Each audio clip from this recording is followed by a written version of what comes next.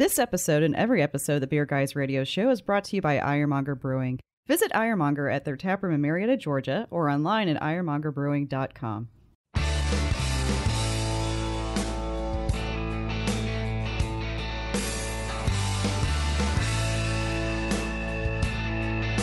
Open up a tab, grab a seat, and pour a pint. It's time for the Beer Guys Radio Show. You want free beer? Go to the brewery. Dedicated to the art, science, and enjoyment of craft beer. Yo, what's wrong with the beer we got? Now, here are your hosts, Tim Dennis and Brian Hewitt. And welcome to the Beer Guys Radio Show. We're broadcasting from the Beer Guys Radio Studios in Marietta, Georgia. And this week we're talking with Urban South Brewery. I'm Tim Dennis, and with me as always is my good friend and co-host, Brian Hewitt. Hey, Tim. Joining us today, we have Alex Flores and Abby Perkins with Urban South Brewery. Alex is the head brewer, and Abby is the sales and marketing manager for Urban South. We're going to talk about interesting gozes, new releases, and new tap rooms, and even hard seltzers. Alex, Abby, thanks for joining us. Yeah, thanks for having us. We're excited. Absolutely. We're looking forward. We just got into your Luscious here, which is absolutely delicious. Brian was taking all of his photos for Untapped. Yes. So he's getting well, we were talking. I thought I had a minute. Yeah. And what was the rating? What was the rating on Untapped? What's the rating, Brian? What's your rating put on me Luscious on the spot here. I hadn't actually checked it in. I just take the pictures and try to remember to check them in later. We need that Final Jeopardy music. I'm going in the 4 range, maybe 4.25. I'm thinking about it. I'm giving it thought. I've still sipping on it. I got to take the picture and then think. So, yeah. Pictures and think. Okay, right. Great. Yep. We'll let you mull it over. We'll massage your ego and get you to a 4. Yeah, we'll come back back to this later, Brian. Yes. Yeah. So how are things in New Orleans? I'm sure it's hot down there, and all the fun of coronavirus we've been having here.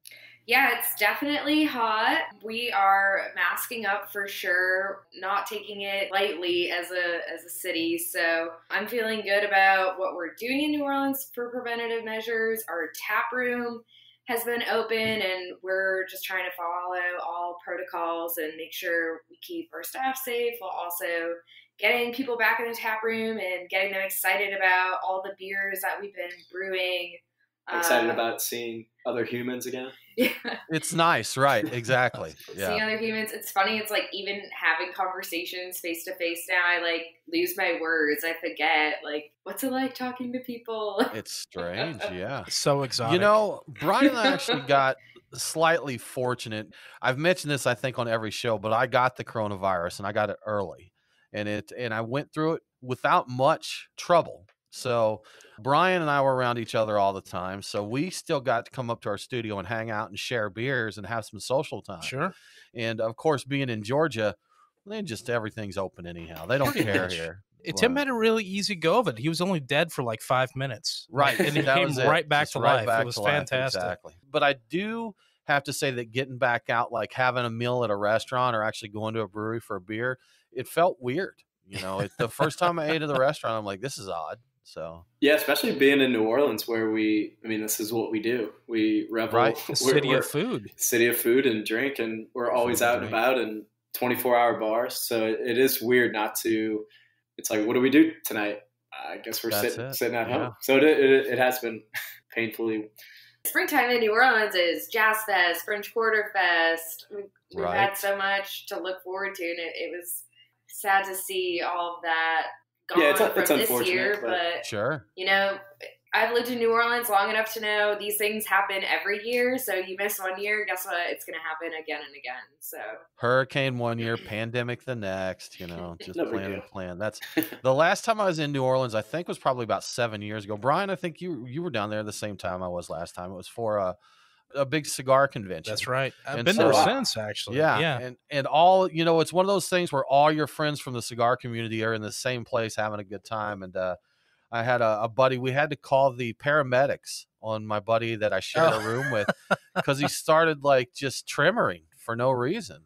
That's right. By the time the paramedics got there, though, he'd quit, and they said it was fine. He's like, y'all, I'm really, really sorry that I had to call you. I'm really sorry about you. They're like, you know, most of our patients are in a gutter covered in their own bodily fluids. So they're like, this isn't too bad. This is an upgrade. Yeah. Did he have the So delirium tremens, Tim? Is he that did. what it was? Had a Okay. little DTs there. Yeah. Well, Brian, how was your week, man? It was pretty good. It was eventful despite everything that's going on, pandemic wise. Well, I got to start off with the drink your cellar pick that I had. Sure. I went way back to 2012 with a Sierra Nevada Dogfish Head collab called Life and Limb Batch 2. So it's Life and Limb. Yeah. Okay. Really good. It's a strong ale, about 10%. They brewed it with maple syrup from Massachusetts, from the Calagione family farm, and barley grown from Sierra Nevada, and they conditioned it with Alaskan birch syrup. It was pretty good, a little oxidized.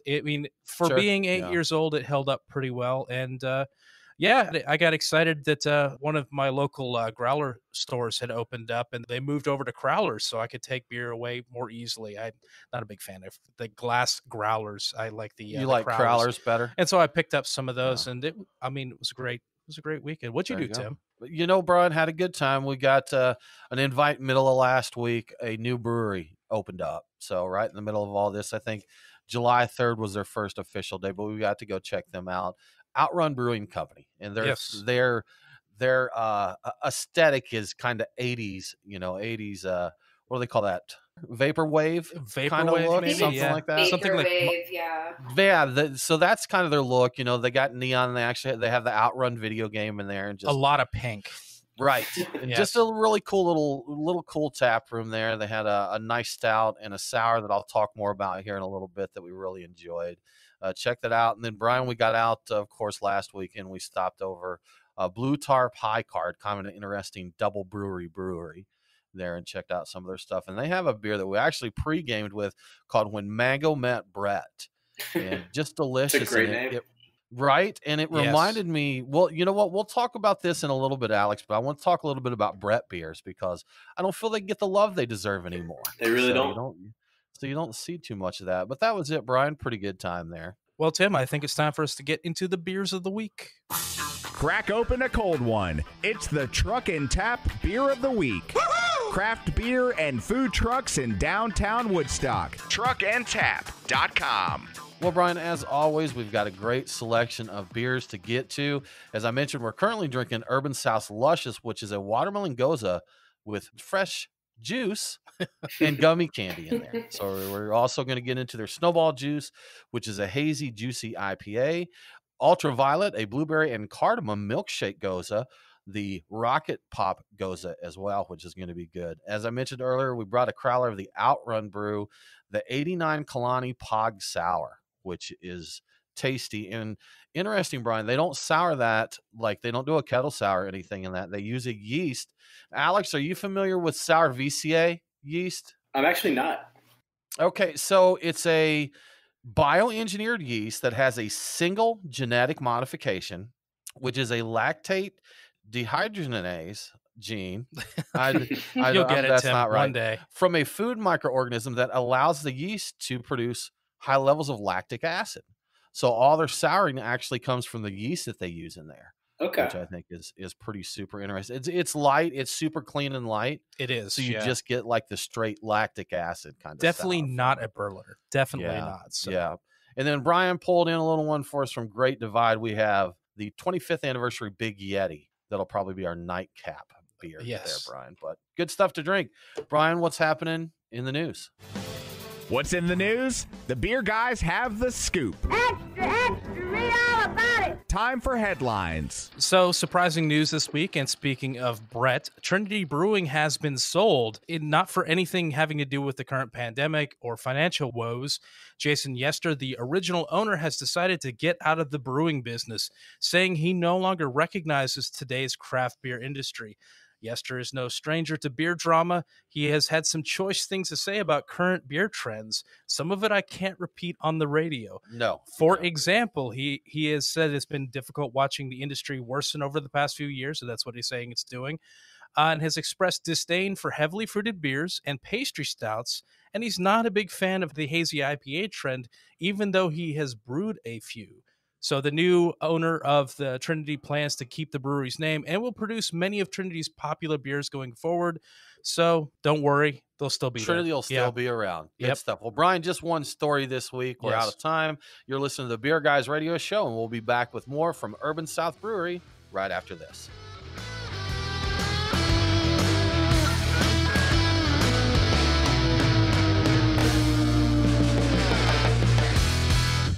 It's time to take your snack back with bold flavors that complement your latest brew. Southern Recipe Small Batch Pork Rinds will do just that with flavors like Korean Kimchi Barbecue, Honey Chipotle, Cilantro Lime, and more. Munch on these beer-friendly bacon bites right out of the bag, or crush them in your favorite recipes as a substitute for breading. Find your next bag at Kroger, or go to southernrecipesmallbatch.com for recipes and a buy two, get one coupon. That's southernrecipesmallbatch.com. Craft beer forged with a reverence for tradition and new styles that start a revolution. Ironmonger Brewing. The brewers at Ironmonger Brewing pride themselves at being masters of barrel-aged, hoppy, and sour beers. They invite you to their tap room in Marietta, Georgia to taste and see. Also visit their barrel room for an intimate drinking experience with great live entertainment. Keep up to date on all things Ironmonger by liking them on Facebook. Ironmonger Brewing, establishing a new standard in craft beer.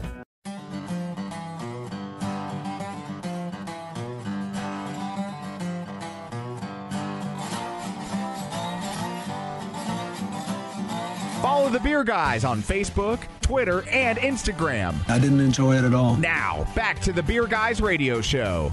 Welcome back to the Beer Guys Radio Show. Remember, all episodes are available on demand, so if you missed the broadcast, get the podcast. Beer Guys Radio is available on all popular podcasting apps. Now let's get back to our talk with Urban South Brewery. Alex, we just opened your Ultraviolet, or Abby, whoever would like to tell us about this beer. Can one of you tell us a little bit about Ultraviolet? Yeah, I can start. Yeah, so it's packed full of blueberry. Did about 50 pounds of blueberry per barrel. I put just enough milk sugar on it to kind of cut through the tartness of the blueberry, and then aged it on cardamom for about 5 days. So I just ground up fresh seed, green cardamom. Kind of gives it that nice, like, exotic citrus character. I thought it really opened up the blueberry, made it for an interesting take on a goza. It's delicious, and the color is great on it.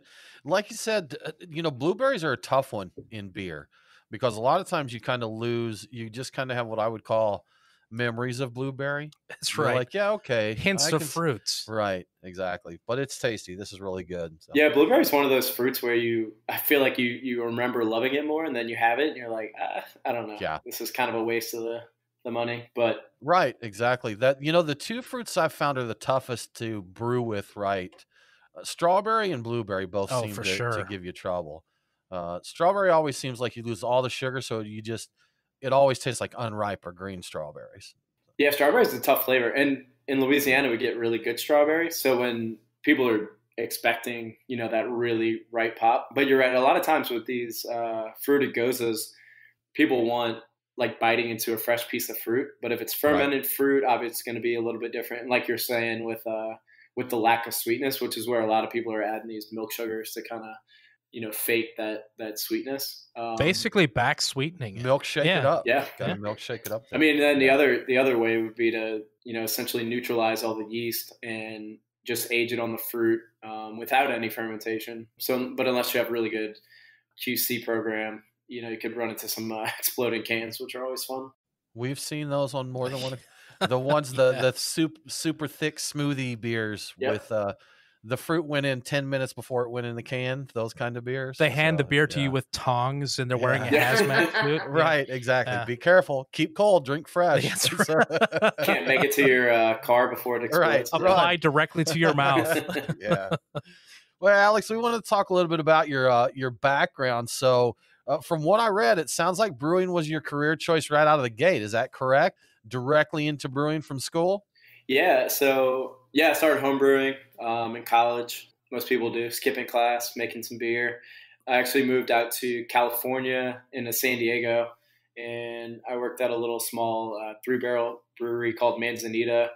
I was volunteering there, so I was looking for something, to make some money.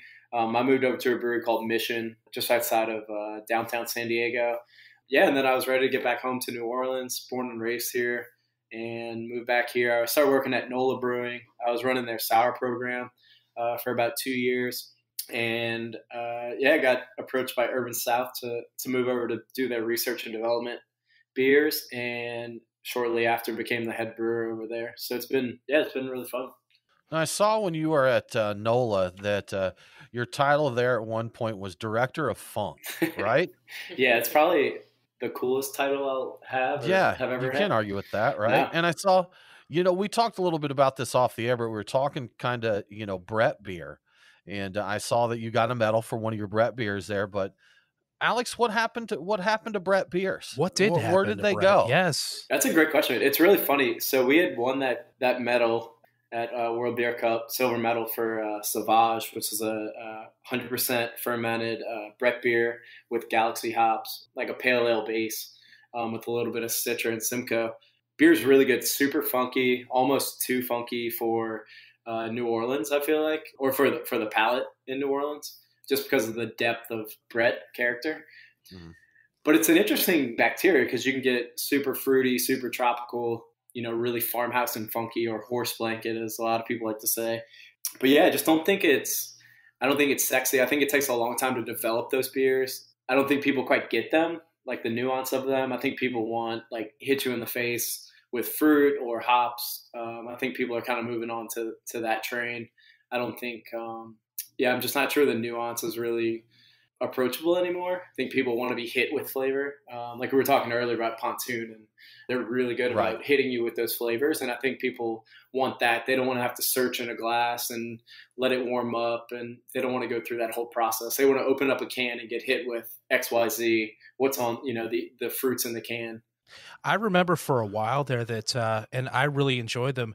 It seemed like everybody was coming out with basically a Brett IPA. It was the hot thing, and you kind of took them for granted. And now you just don't see that Brett very Saison, much. Brett IPA, yeah, both of those were real popular. I love those, and I guess it's been gone for a while, and I didn't notice. I mean, maybe it's a little on me for not buying more of them. I really have no idea. We're part of the problem. We might be part of the problem, Tim. Yes, that's like what Brian. You mentioned Trinity in the news, and they did a lot of Brett beers, and they even did what they called the Magical Brettanomyces tour, where they did a series of beers that was only a single strain of Brett, so you could see. I think there was 6 or 8. Do you know, Alex, off the top of your head, how many brewing Brett strains there are? I'd say there's got to be close to 20 now. Of isolates. Right. Oh, wow. And then there's a lot of blends. I read recently there was a new one that they were breaking out of a blend. There's got to be more than that too, I would say. But, it's funny. After we had won that medal, just kind of go with what you were saying about it falling off.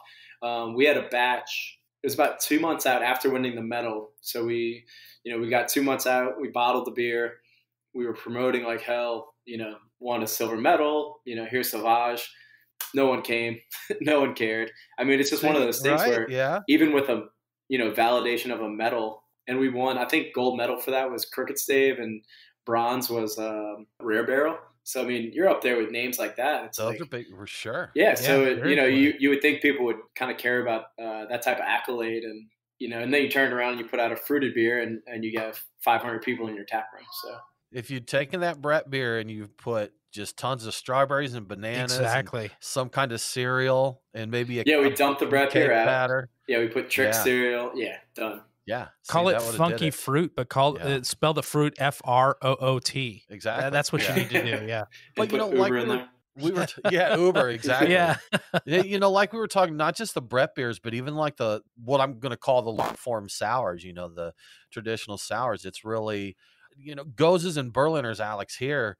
They're the thing. That's what people want. If you're going for a sour beer, they're not looking for an American wild ale, or something. We've got a brewery here, Orpheus, that does the Methode Traditionnelle beers. Now, he does well with them, but it's a small subset of people that are chasing those kind of beers. So exactly. And I think you're right with, pumping things with fruit. I've had so many Brett beers that are pumped with fruit where you might as well have just made a 10-day kettle sour Goza and threw fruit on it instead of aging it in red, white, and port barrels for 2 years, and then you put so much fruit on it that you can't take any barrel, any barrel nuance or any Brett nuance at that point. So it's kind of, what's the point of even doing that? Just fruit it up. And if you did the kettle sour with fruit, you'd sell better anyhow. That's right. Right. Quicker turnaround, and it's what they want. It's what the people want, Brian. It's what the people want. Absolutely. Well, you're listening to the Beer Guys Radio Show. We do need to take another break, but we'll be back soon with Urban South, and we're going to talk craft seltzer.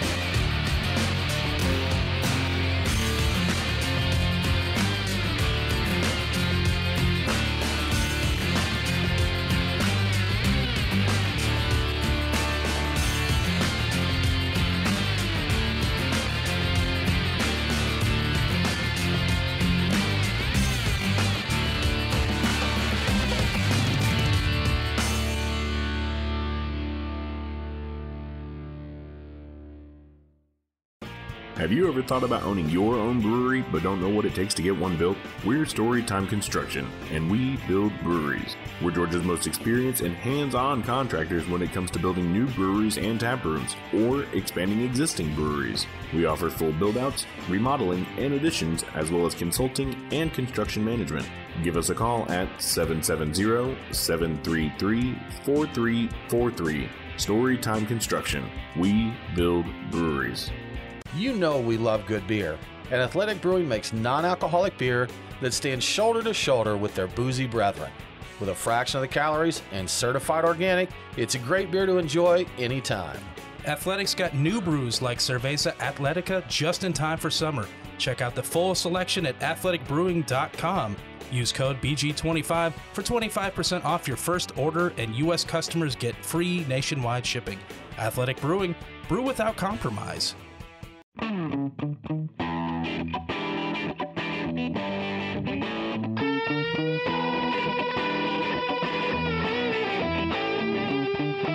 Follow the Beer Guys on Facebook, Twitter, and Instagram. I believe you have my stapler. Now, back to the Beer Guys Radio Show. Welcome back to the Beer Guys Radio Show. I want to give a quick shout out to one of our great radio affiliates, WSLA 1560 AM and 93.9 FM in Slidell, Louisiana. Catch Beer Guys Radio on WSLA every Saturday at 8 a.m. local time. Now let's get back to our conversation with Urban South Brewery. Some local love there, Brian. That's right. Shout out to Slidell. I know. Yeah, that's right. On New Orleans. Yeah. So check strategically picked that one there for this go. show. Yes. Good stuff. Good stuff. Nice, we want. I won't say that we want to, but we're going to talk seltzers. I think it's a topic that is unavoidable these days in craft beer. And we just opened up your Rocket Pop Goza, which you actually did a seltzer version of that you said sold out within an hour, correct? Yeah, it went live for pre-sale at 5:30 today, and we got a text message just before coming on here with y'all that it was sold out. So that was a goal we had set for ourselves to sell out of a seltzer, and this is our second release of doing it. We achieved that. So there you go. People are looking for it. Don't let your dreams be dreams. That's right. That's right. You got to do it. Alex, I'm going to throw a term at you, and I want to get your opinion on this. I was reading an article on hop culture, and they were talking about McKellar's seltzers, and I saw the term pastry water. What are your thoughts on pastry water, Alex? Pastry water. It sounds like a beignet that was thrown into a French Quarter gutter. Is the first thing I think of. The pastry water. I like how he thinks. It does not sound like it should be consumed there. No, but we were talking about crazy flavors and stuff like that. We mentioned that you do one called Cabana Boy. That's coconut. You have the Rocket Pop in that. So seltzers, that's kind of a new territory for you though, correct? You said second released. Yeah. So we which I thought was a really good idea by Abby, as far as paralleling our brands that are popular, our beer brands, with seltzer flavors. So Cabana Boy IPA, which is a coconut IPA that we dry hop with El Dorado and age on fresh coconut milk, we turned into a seltzer. So we didn't dry hop it, but we did add the fresh coconut milk. We did the Rock Pop, which is a fan favorite goza that we turned into a seltzer. Also, one of our core beers is a lime cucumber goza, which is really popular. Probably our second most popular beer, especially right now in the New Orleans heat. That was our very first seltzer that we released. So we did fresh pressed cucumber juice and lime juice on a seltzer. So it was just super refreshing. Kept calling it spa water, bubbly spa water. So we're trying to parallel, take the fan of the beer and make them a fan of the seltzer.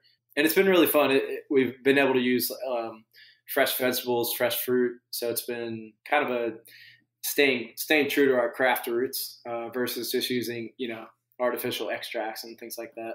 Okay, so that's pretty interesting. I get the strategy behind that. Taking the same profile, say, hey, we've got a seltzer version of it, try it out, and using real fruit. If you like real this beer, try this seltzer. That's right. You use real fruit, use real vegetables, whatever in the seltzer. What's the actual process of brewing a seltzer? Because, I think I've heard people just get alcohol and carbonate and mix it with water, basically, And do you actually brew it? Yeah, so I guess that's like a high noon technique. If you've had those, whether it's just vodka mixed with, I think they're doing fresh fruit as well. But yeah, so essentially we're fermenting, dextrose sugars. We use reverse osmosis water, so I'm able to build the water profile to, a specific spec. Something like Pellegrino or Perrier, you kind of think that way, like a mineral water. Ferment it, you're adding a high gravity yeast strain. So I'm just using a champagne yeast strain. Ferments out completely, so you have almost a negative Plato, very, very dry product. And then after that, we centrifuge it, so we remove all solids. Actually, I bubble CO2 through the seltzer base, and the carbonic acid in CO2 actually breaks up some of the compounds formed during fermentation. So you actually get a much cleaner seltzer, whereas before it kind of has this champagne-y, estery flavor. If you're familiar with like too hot homebrew kind of flavor. Sure. Yeah. So then, once you bubble it, you can kind of knock out a little bit of that ester compound. And yeah, from there, we're moving on to fresh fruit. Let it do its thing, and then we actually centrifuge it again to remove it off of the fruit, and then we package it from there. Carbonate it really high, so it has that nice effervescence, really promotes a lot of that natural fruit flavor and vegetable flavor. That was one of my things that I guess I took issue with quote unquote craft seltzer, is I didn't think there was much craft to it. I thought you ferment sugar, you get a alcohol base, you throw some stuff in there and go. And to be honest, a lot of them, I think that is what it is. And I know when I was given Monday Night grief over their seltzer, they made it, pretty clear that they, it was craft, that they put a lot of work into making sure they had a quality product there, that it was worthy of being craft. So yeah, and I'm sure you've met Peter, before. Oh, sure. Yeah. And I don't think that guy takes anything lightly. Super smart. Just a great brewer. Every which way you cut it, he's very methodical. And when I was talking to him about making seltzer, he didn't want any shortcuts to quality. He didn't want any shortcuts to flavor. He built a very meticulous program around making a really good seltzer. And I think they achieved, if you don't like seltzer, then you probably won't like it, any way that anyone does it. But, I think at least if you're going to go through and make one, not taking any shortcuts to making a good seltzer. And, actually I found with fermentation, it's a pain to actually get it to ferment properly and efficiently, especially in a production brewing setting where we set deadlines. It's really hard to encourage that yeast to keep up. But as long as I feel like we're not making any shortcuts to quality, I have no problem making them, especially if people want to drink them and enjoy them, then I'm all for it. I guess so, Alex. I guess so. So you mentioned, cleaning them up, the yeast, cleaning them up, bubbling CO2 through their carbonic acid, cleaning them up. What if you want a seltzer that's dirty? Have you guys considered making a Brett seltzer? I think we should. I think we should dabble in that. We should be the first one in the country to do that. I thought actually when you first said dirty seltzer, which I already feel dirty making seltzers, but the like a dirty martini seltzer might be good. Oh yeah. Hang on, I'm on board. I'm on board. On board there. Yeah. Could be really fun. I feel like that's like the pickle beer. Yeah, Dirty South. Pickle beer. We're big fans of pickles, so we seltzer. I've never had one. I would bet that you have not, Brian. No, I have not. I mean, I could not. probably make that happen. I could figure out a way, but I have not. Yeah. Abby, could we sell a pickled seltzer? You say you do, or you would? I don't know. Oh, okay, Abby. Yeah. I don't know. It's tough. Isn't that in some ways like kombucha? Isn't kombucha just a? Abby's she's my field of dreams. That's it. Marketing and sales. If I can brew it, she can sell it. So. There was a brewery in Texas recently that did a pickle beer, just a straight pickle beer. I know I've seen ones where they've done like a cask or one keg or what have you, but this one they did a can release. I think it was a collaboration with a local pickle maker that they did down there. I've got someone trying to get us some of that, Brian. And you said that's in Texas, right? In Texas. Yeah. Now I thought there was a Pickle Rick version of like a Goza from one of the breweries here in Georgia. I think it was Coastal Empire. Yeah. I think they did a Pickle Rick. So. That has to have been done. Yeah. That's directly caters to the pool of people who are interested in beer. Yeah. I feel like there's a Venn diagram of like watching Rick and Morty and drinking craft beer. Exactly. There's some overlap. They're basically over top of each other completely. Yeah. Exactly. Well, good stuff. Well, we need to take another break. You are listening to the Beer Guys Radio Show. We're going to be back and talk more with Urban South Brewery.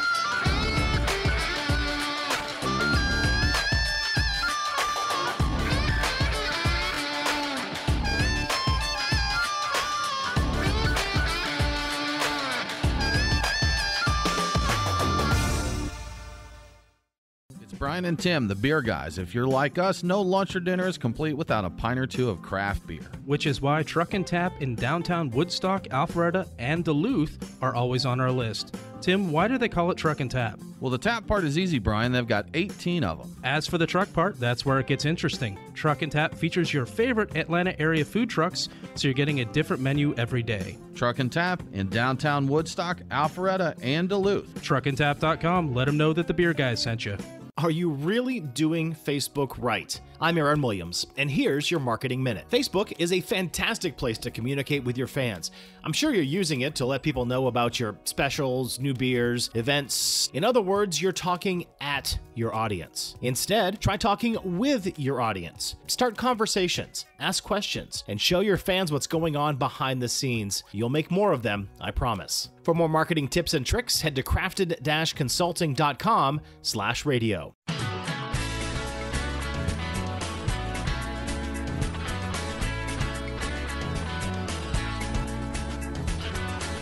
Follow the Beer Guys on Facebook, Twitter, and Instagram. To be the man, you gotta beat the man. Woo! Now, back to the Beer Guys Radio Show.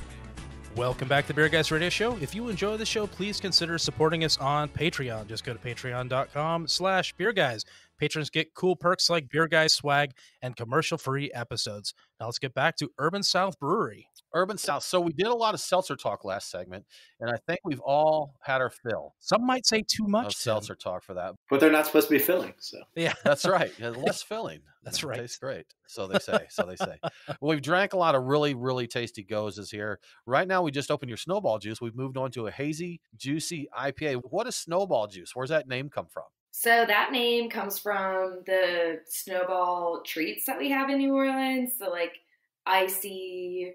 What everyone else knows as snow cones. Yeah, what everyone knows is snow cones. Ours is Snowball, and it definitely has like a different ice that makes it up. But the flavorings that go on it, they're poured over it. A lot of them are homemade syrups and homemade recipes. So we wanted to just kind of like invoke that like juicy idea in the headspace of New Orleans, and that's something that we've been playing with variants on it. So we do like a nectar cream snowball juice, a wedding cake snowball juice, Satsuma snowball juice. Just play with like those popular flavors at a snowball stand. So popular flavors like Karuba mango, maybe? Yeah, Karuba mango. I'm not even sure what a Karuba is. That's one of your newer things coming out, right? Karuba. Yeah, so that was released today. Karuba's a South American fruit. Kind of invokes a little bit of banana, mango, pineapple-ish. It's like a real fleshy fruit, and then backed it up with a lot more mango fruit. So it has, just a ton of that like really sweet, fleshy mango flavor, and then a lot of nice like tropical hop on top of it. So it's a good, more probably juice than it is IPA, but kind of. This one's super tasty. I am down with this. Stuff, yeah, it's just this is in my bailiwick or whatever. Your bailiwick. Yeah, you don't hear that word enough. No, Brian. not nearly well often done, enough. Brian. Well done. Thank you. You know, something I wanted to ask you real quick, Alex. I saw a discussion online that they were talking about brewers' favorite hops, and I saw that Cashmere, Sabro, and Idaho 7 were getting a lot of mention this year. What are some hops you're really enjoying? Cashmere is really good. I think probably my favorite right now. I'd say if you asked me this last year, El Dorado was on the top of my list. We get our El Dorado from Roy Farms out of Washington State, and it essentially like straight watermelon, guava, just really nice hop. But I think this year my favorite hop's Motueka, which is a Southern Hemisphere hop. It's kind of exotic lime leaf, kind of prickly pear, just like really bright and enticing, really nice nose on it. I almost call it like a salt kind of hop where it, you might get something like Mosaic where it's really dank and fruity, and then Motueka would really open it up because of its brightness and citrus character. So that's one I've been really falling in love with lately. And then YMA is always great, which is another Southern Hemisphere hop. But yeah, you can't really go wrong with Cashmere or El Dorado. I mean, those are probably the 4 I use the most. Well, this all sounds like some interesting research and development. And speaking of research and development, you guys just opened fairly recently a whole new facility in Houston, right? That's for research and development. Yeah, so it opened up on leap day. So we're in a leap year. In addition to everything else going on in 2020, it's a leap year. And they opened up on that weekend. So technically we'll only get to celebrate our anniversary there on a leap year. Every 4 years, yeah. But they have been rocking and rolling, being really resilient through all of this. Yeah, they've had it the toughest only because they're taproom only. So, where we get the luxury in New Orleans of having production and retail and grocery stores, they've had to really hunker down. Yeah, but they've really been pushing out so much beer, and in particular this Spilled series. Which is those like uber fruited, sour, like smoothie beers. And we have like a whole language around it. So for anyone who's familiar with it and was wondering what the breakdown is, the first level is spill. The second level is spilled. So spill is like baseline, kind of like 5% ABV. Spilled sits at like 6.5. Spilt, 8%. And then spillage is a sour IPA. Oh. And then we measure the amount of fruit that goes into it through like single, double, or triple. So if it's like a double spill, then it's like a lower ABV sour. Yeah, if you ever have a chance to have these, they go from 50% fruit to almost like a smoothie. That I feel like we were talking about chart. earlier. Oh, you do. We need a chart. Yeah, we need a reference chart here to know what we're getting into. Reference this later and draw the chart out. There we go. Okay, sounds good. Yeah. I'm glad you explained it because I looked at what was available at the Houston Taproom to go, and I saw that there was a difference between spill and spilled and spilled, and I'm like, these people need to get their game together because these are misspelled, and it's really stressing me out. I get it. Now there's a scheme to it. I'm completely cool with it. It's very much that Beautiful Mind meme where all the numbers and equations are going. Oh, yes. Yes, absolutely. That's to decipher the menu in Houston. Yeah. Double Uber limited edition spilt, Brian. So you're doing different things for Houston. Have you noticed a big difference in the palate of New Orleans versus Houston and vice versa? Or have you had a chance to check it out really at this point? We haven't. So Houston's had really good luck with, obviously they're making like a really unique product with their heavily fruited sours. We do get a lot of requests to brew those beers. And fortunately, I guess for New Orleans, we've gotten a lot of requests at Houston to brew like our Lime Cucumber Goza and our Holy Roller IPA, which is our flagship IPA. I think it's a good mix of both worlds. We're actually in the tank now I'm actually fruiting them tomorrow. We're brewing 2 builds down here in New Orleans. So we're doing a strawberry watermelon, which I juiced 50 gallons of fresh watermelon juice and puree. And then we're going to put like 300 gallons of strawberry on top of a beer. And then the other one is banana, passion fruit, guava. So we'll see how those go. But yeah, everything is, and like we were talking about earlier, it's no fermented fruit, all fresh fruit into the can. So you're getting that very sweet experience with a touch of the sour beer. We're going all in. We're doing a doubled and we're doing a triple. So those are the two, heaviest fruiting levels. Referencing back to the chart. Okay. I'm making notes right now. We'll get this. I'm imagining a laser pointer or a long stick pointing at a wall right now. Yes. Point to the picture that you want. I can send you an email too. That's it. It's like you trying to order at the Chinese food court here in Atlanta, Brian. I just look at the point of the picture. I want that one. I want that one. Absolutely. Now, Alex, you mentioned kind of brewing different things in New Orleans versus Houston, but you'd also mentioned to us earlier that one beer you both brewed, collaboration, is very popular right now. The Black is Beautiful, correct? Yeah. We are releasing ours today. We brewed ours with coconut and coffee, locally roasted coffee down here in New Orleans from Hay Coffee Company. And Houston also is using coffee from a local roaster down the street from them.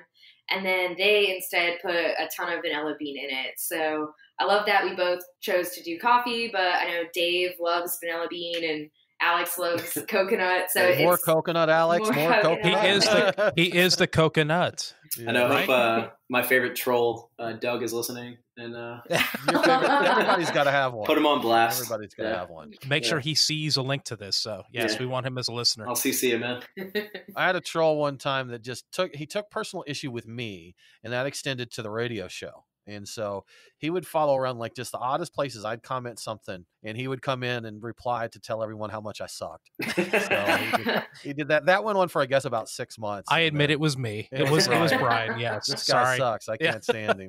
Was his name Ryan B? R-I-A-N? Right. It's like, that sounds so familiar.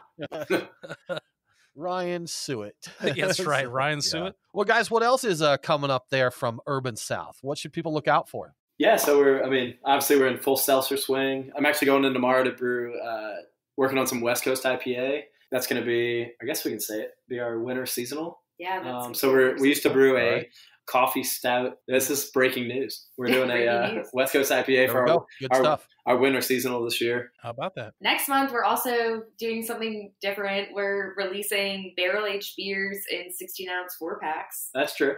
We're just going to see how that goes. We decided to release it in like 19.2-ounce cans, and I think something got lost in translation. So yeah, now we're ready. They don't sell that well, surprisingly. We're ready to just be like, hey guys, here, take this home, try it, let us know what you think, and so we're doing get more excited about barrel-aged beer in general. Yeah, so we're doing 2 different ones. We brewed an Imperial Goza with fresh lime juice, coriander, and sea salt. So we did like a margarita. We bought mezcal barrels. So we're aging them in mezcal barrels for about 4 months. We're going to can that as kind of this Imperial mezcal barrel-aged margarita Goza. And then we also bought some gin barrels, and we're doing, I don't know if you're familiar with like a gin fizz cocktail. I'm not personally. No. Okay. So I've heard the name, but it's gin based. It has egg whites, which we did not use for the beer, but it has egg whites, orange blossom water, usually some sort of citrus, generally lemon. So we age these in gin barrels. It's a oak cream ale aged in gin barrels, and then we're going to touch it up with some Meyer lemon, some fresh gin botanical tinctures that I've made from like orris root and cassia bark, kind of that like cinnamon spicy. Yeah, and then so it'd be nice and creamy, full, and then just kind of effervescent and nice and bright. So we'll also have that in a can. Yeah. Well, y'all, thank you so much for joining us. We really appreciate it. Yeah, thank you. Yeah, it was a absolutely. pleasure. Well, that about wraps it up for this episode of the Beer Guys Radio Show. Join us next week as Brian, more New Orleans beer. We're going to talk to Parish Brewing Company. For more craft beer info, follow us online. We are Beer Guys Radio on Facebook, Twitter, and Instagram. Thanks for tuning in. Have a great week, and don't forget to drink local. Cheers.